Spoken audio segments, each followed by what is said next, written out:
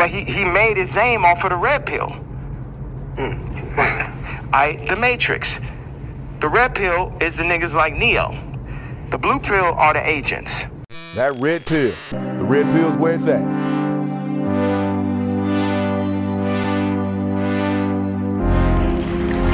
Red pill. That red pill. The red pill's where it's at. But he made his name off of the red pill.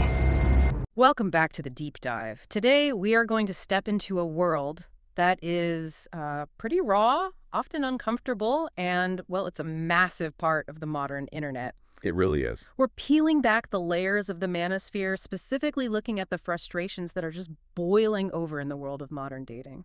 And it is a fascinating, if sometimes pretty jarring, place to visit.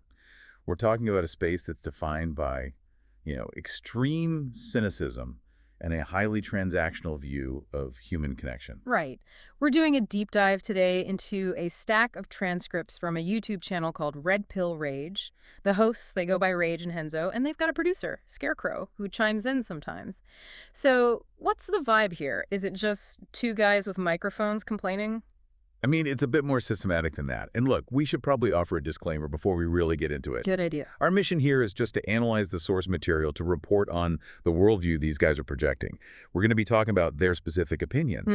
And that includes some very crude language and some really controversial takes. We're not endorsing any of this. No, not at all. We're just decoding it. Think of us as, anthropologists observing a specific subculture in its natural habitat. Exactly. We're putting on our pith helmets. So let's unpack this. The core theme that runs through all of these conversations is that the game of dating isn't just hard. It's, in their view, fundamentally rigged. And according to Rage and Henzo, the biggest culprit, patient zero of all their misery, is the dating app. Yes. Tinder, Hinge, all of them. They paint a truly bleak picture. For them, these apps aren't just difficult, they're effectively dead zones. Yeah. Rage mentions at one point that he thinks 50% of the profiles are completely fake. Right, or if they're not bots, they're just women looking for Instagram followers. He's totally convinced it's not about meeting up. It's about what he calls validation mining. And it gets even more frustrating for him.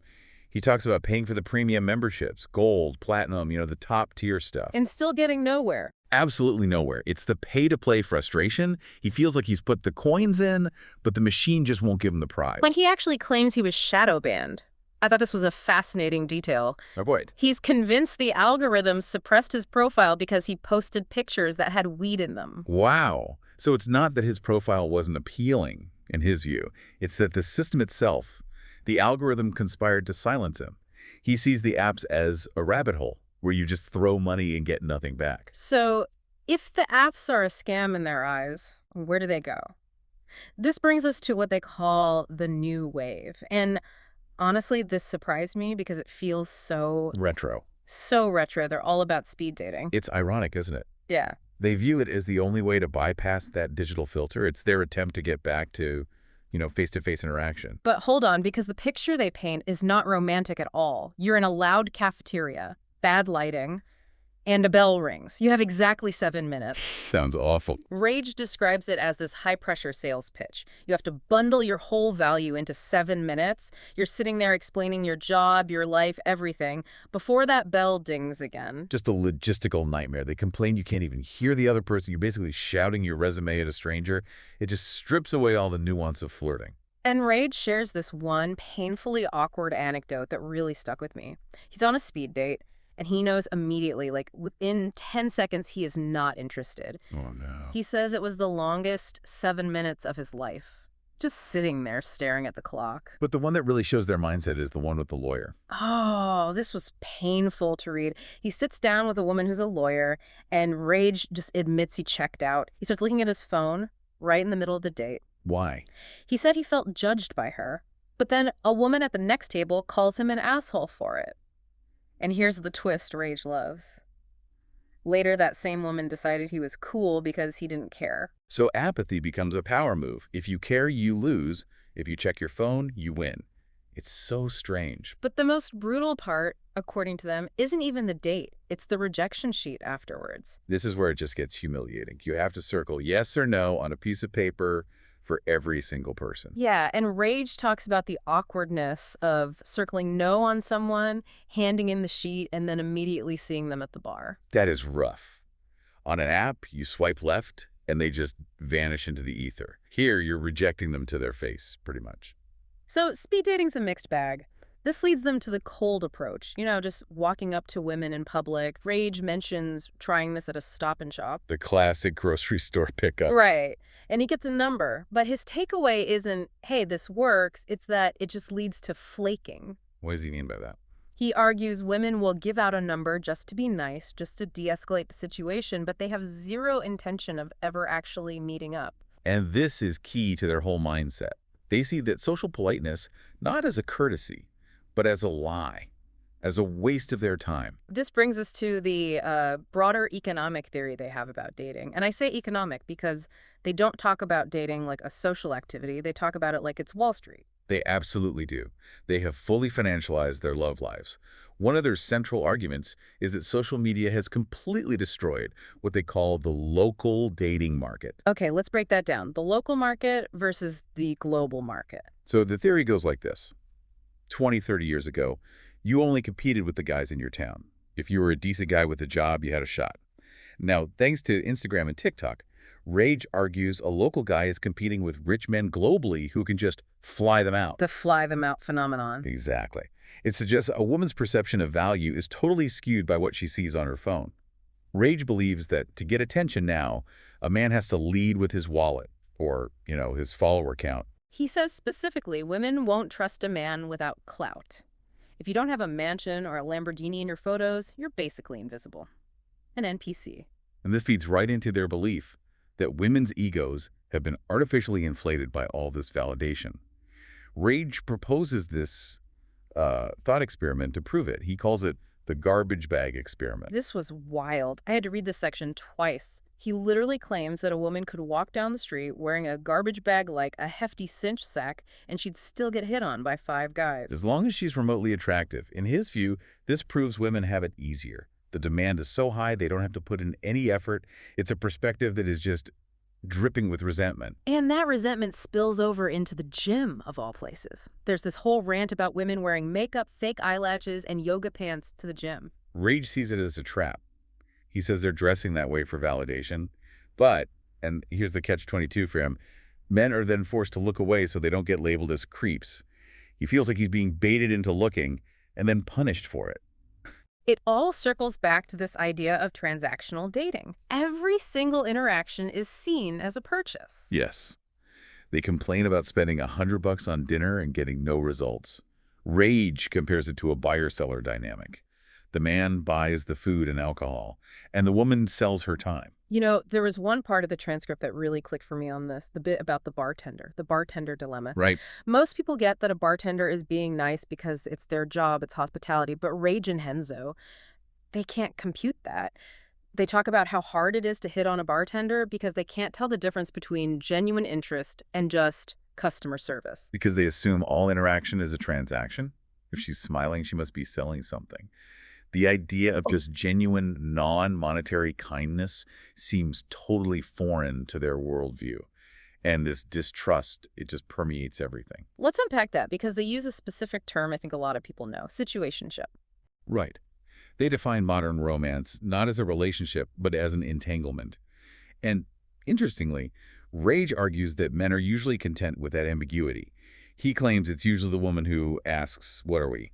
But underneath all that, there's just a deep, deep skepticism about fidelity. Rage is very open about this. Yeah. He admits he's been cheated on so many times, and his reaction is to adopt this philosophy that, well, nobody is faithful. He thinks women always have a roster or a rotation of men. He even goes biblical at one point. This was one of the darkest moments in the script for me. He references Adam and Eve, saying Eve fucked up everything for mankind. That is a classic example of their thinking. He projects his personal hurt onto the entire gender.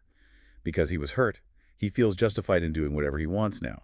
He actually says, "I'm not a cheater, the world is kind of cheating me." That justification leads to their concept of the unicorn and the side chick.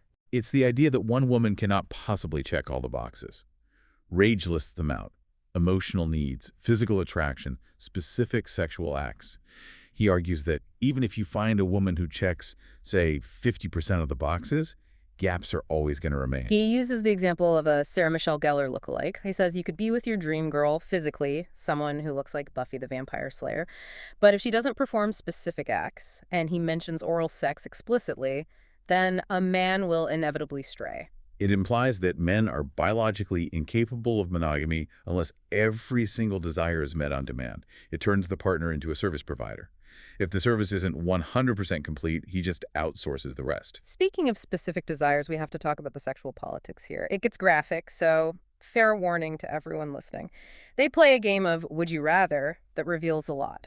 It really does. On the surface, it's just like frat boy humor, mayonnaise versus ketchup as lube, that kind of thing. Yeah, let's touch on that. Rage chooses mayonnaise because he likes ranch dressing. It's just absurd. But then there was a more telling question.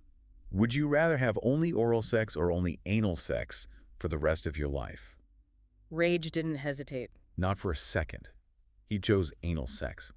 But look at why. He didn't mention intimacy or connection. His reasoning was entirely mechanical. It was about tightness. It was about the physical sensation for him. It treats the partner like a device, a piece of hardware. And that theme continues when they dive into digital sex work, the debate about whether they would date a girl from Chatterbait or OnlyFans. This is where that Madonna whore complex really shows up.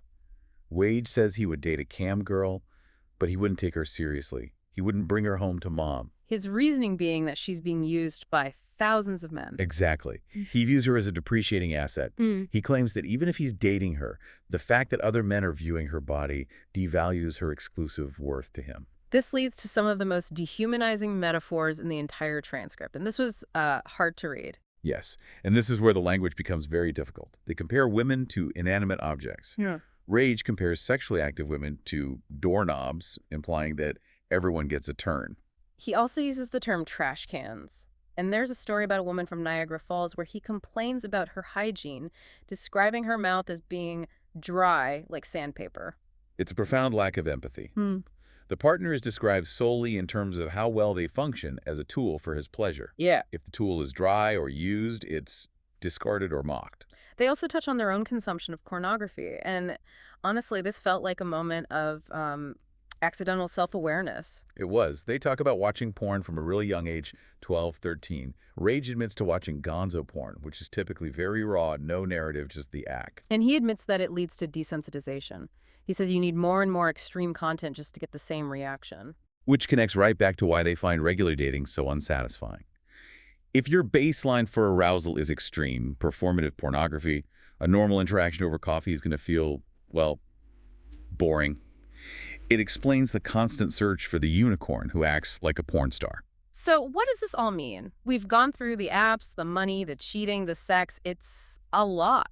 If you look at the big picture, the worldview of Red Pill Rage is one of profound isolation.